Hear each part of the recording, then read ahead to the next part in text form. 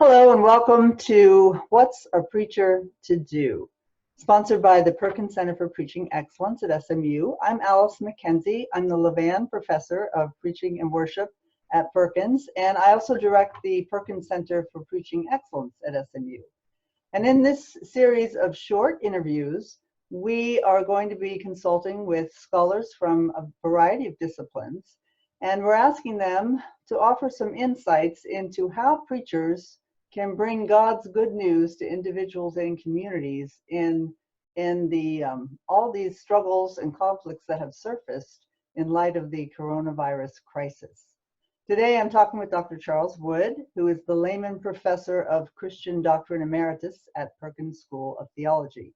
Dr. Wood's area of expertise is in his teaching and writing are on a Christian understanding of God and God's work in the world.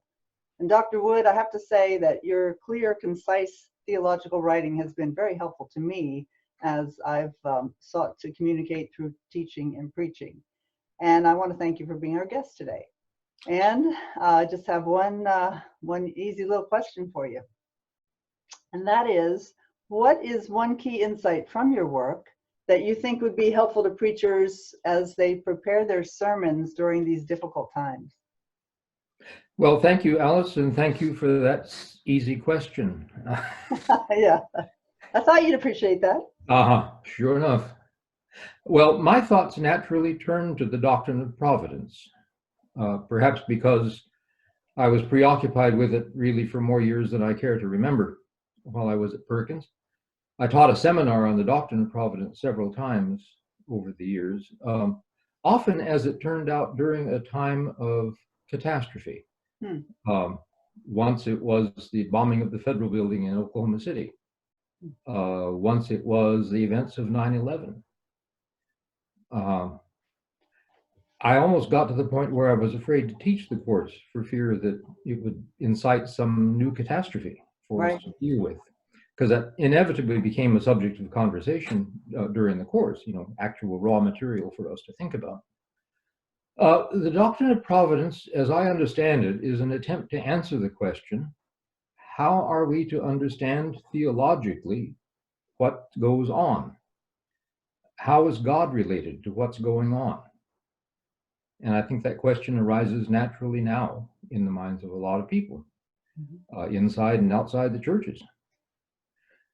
Now, for centuries, the first thing that Christians would ask themselves about something like the current pandemic was, why is God visiting this disaster upon us?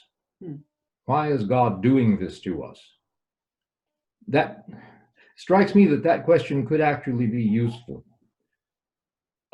if it leads to some earnest self-examination and some attempt at correction. We human beings often do bear some responsibility for what's come about, or sometimes how things mushroom from a small problem into a larger one.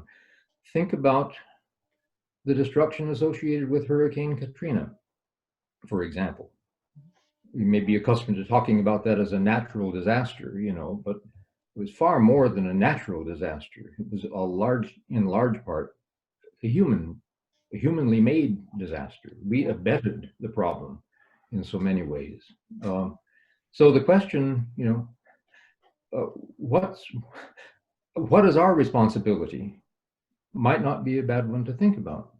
However, the question, why is God doing this to us, seems to lead often instead either to unwarranted self-blame or to a search for someone else to blame.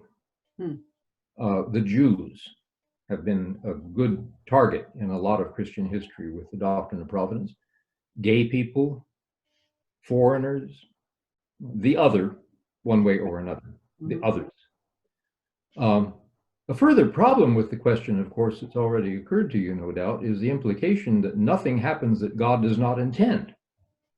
Right. That's the assumption under this, right? Right.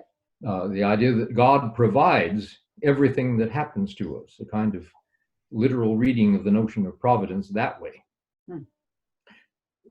That problematic approach to things certainly remains with us it does more than linger. It crops up whenever something befalls us personally or on a global scale.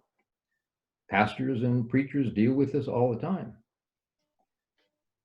The insight that emerges from my work on the doctrine and that of others in recent theology is simply this.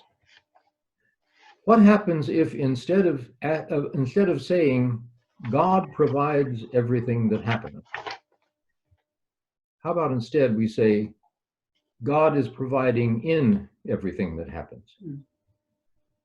In every situation, God is providing. Then our task is to discern where and how that providing is occurring and do what we can to get on board with it, do what we can to respond to it constructively. I think some meditation on that approach might be helpful to preachers and all of us in these times. I appreciate, Dr. Wood, your spending time with us and your words of wisdom for preachers who are engaged in this high and holy task of bringing Indeed. some good news to a difficult situation. So thank you. Thank you. And preachers be on the lookout for the next installment of What's a Preacher to Do?